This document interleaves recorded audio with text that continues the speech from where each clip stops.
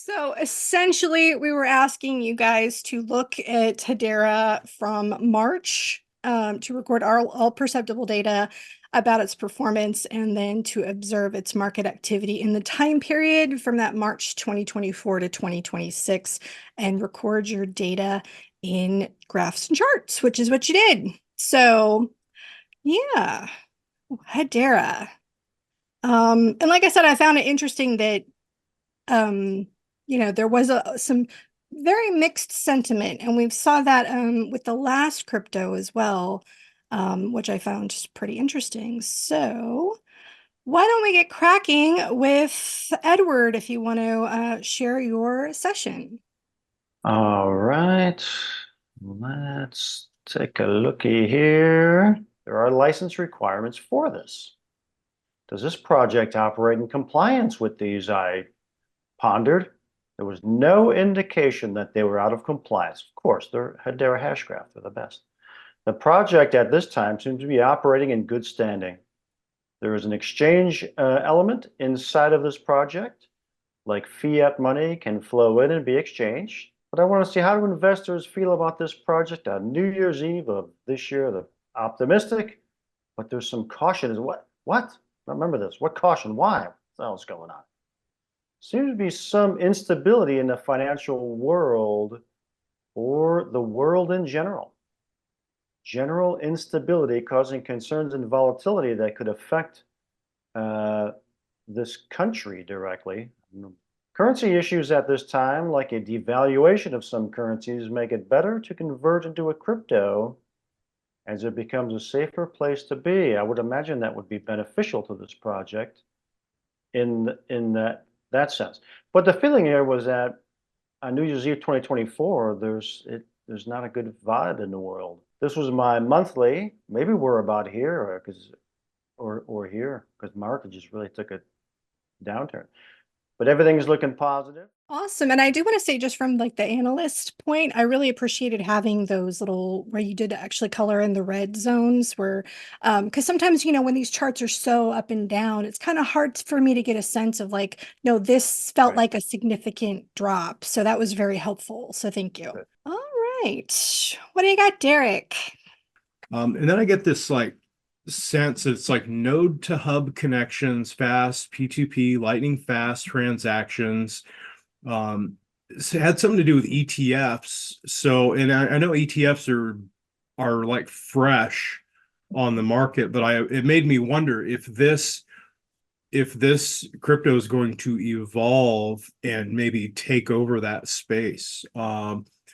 Whatever it is going to need more bandwidth, or ETFs require more bandwidth, and this is a good candidate for that. Other projects are trying to mimic it, and the market's going to flood out with knockoffs. Team and management seemed like they had a good working dynamic, lots of clout, astute group, will not get distracted or lose focus. And the team seems to have like a Midas touch, like they struck gold with this. This was everything I got was definitely on the up. Alrighty, Daz. You also had a very positive session. I find it really funny that you don't like this as a crypto, though. So I think that's quite funny. It is, yeah. But in my defense, I don't really know much about it. It's never been on my radar whatsoever. Well, then Okay, why give it all the negativity? because it's never been on my radar. Well, it may be on your radar now. It might be after this one. Okay, so yeah, so I start off with an initial ideogram with quite a bit of dang movement on this sweeping fill, but then I just kept seeing this, or hearing or feeling this kind of repetitive cyclic kind of up dang motion. So it felt very sea-like and wave-like, this whole thing. So very repetitive with a cyclic feel, kind of like motion in motion here, which gave me, the AOLs here of sea waves in like ocean stuff there. So I tried the ideogram again, and again, it was, this looks very much like Nyiam's actually, it was very dang words, but, with this very erratic motion. But I also right here, it feels like he's going to have some big rises now and also soon. And this was like, now with the up down kind of standard way, but then soon it's going to be like right up there. The team around him, I felt like they were happy, somewhat distributed, both male and female. It felt like a balanced team of genders. Young again, energetic, eager, professional, US based. Lots of layers of operations here, and they were very keyed in people here and doing lots of upscaling at the moment with staff. And I had like this little group here of about 4 people, and then maybe the primary slightly more detached on its own. So it felt like 4 or 5 in a core team. Very happy filtering them. Graphs, a bit like Derek's. So this is the monthly one with some ups and downs, maybe a bit of a drop, but is pretty much like that rhythm I was talking about. Looking ahead here to a year, I had the same rhythm, but there's always an upsweep movement to it, and then there's a All right, Nyiam, what did you have? CEO life felt very like rich, high roller, entrepreneurial type person, like more of an investor type of person than maybe a technical person. Like reminded me of like a Michael Saylor type, someone who's like really rich and would be promoting this kind of technology, but is more of like an entrepreneur. Nice suit, rich and cocky. For the tech, I saw wires and cables, like kind of like warehouses with servers, sense of like fiber optics, cybersecurity, a lot of like authority or authorized or validated type terms. But yeah, it felt pretty much about payments, like solving a problem, payments and digitization, a solution for commerce. Technocratic, felt futuristic, like proposing like the best case scenario, has long-term goals, is planning for the like kind of like the future generations and laying a foundation for it now. And my charts there, yeah, some ups and downs. I feel like more down. And yeah, I didn't really feel super negative or super positive on this one. Kind of just the data is what it is there. Yeah. All righty, sort of neutral. And Mr. Dick, let's see your session. Last week when I did this, I had a lot of stuff piled on me that I had to do. So I think I was not as focused as I needed to be, because I like this one.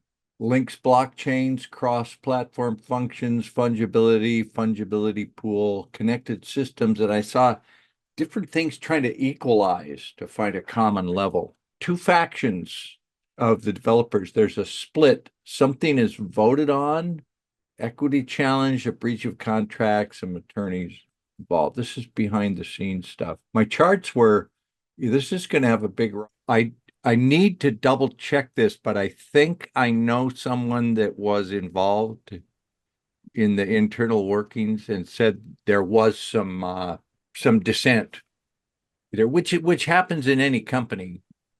My data could be true and the thing could still be blockbuster. Like there's growing pains, and every company has internal workings.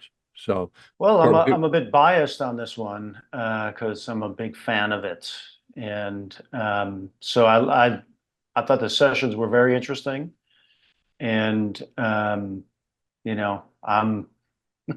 I'm a double thumbs up on Hedera. I don't know what else to say.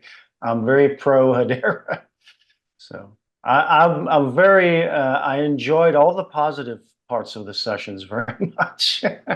Overall, I felt like right on the signal line, especially when I went into S5 and, had no idea, what it was. It's quite interesting because it shows that I'm obviously, or we're not obviously influenced by our own internal feelings when we're doing this, because I have no feelings for this whatsoever. I know nothing about it.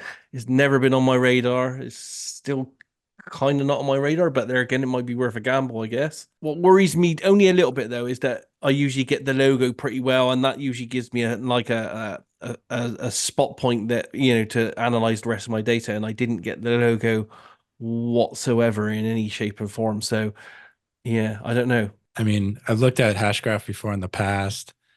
It's an interesting concept there. I know it's like more on the centralized side right now, and really Nakamoto, what they call Nakamoto consensus, which what Bitcoin uses, is kind of like in my opinion, still the best decentralized type of and fair way of like creating coins and making sure it's fair. I think the creators of this have like a big chunk of it in their pocket or something like that. But yeah, it's an interesting project. We'll see where it goes in the future. That was a good session, guys and girls. Thank you.